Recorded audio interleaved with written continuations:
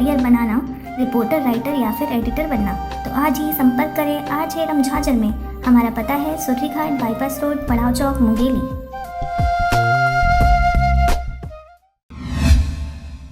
आपको बता दें कि लोरमी क्षेत्र का ग्राम पंचायत अखरार, जहां से जुड़ी हुई कई खबरें RJ रमझाझर में प्रसारित की गई हैं, इस क्षेत्र की जनता पूर्व सरपंच की धांधलियों से काफी परेशान हो गई थी और यही वजह था कि इस बार यहां के लोगों ने नए सरपंच कल्याणी चंदू जायसवाल के ऊपर भरोसा जताते हुए पूर्व सरपंच को 757 वोटों से हराकर सामाजिक ताकत प्रदर्शित किया है। आपको बता दें कि अखरार ग्राम पंचायत लोरमी ब्लॉक का सबसे बड़ा पंचायत है, जहां पर 2100 से भी ज्यादा लोगों ने मतदान किया, जिसमें 1400 से भी ज्यादा वोट पाकर श्रीमती कल्याणी चंदू जायसवाल ने विजय हासिल करते हुए पूर्व सरपंच को परास्त कर दिया।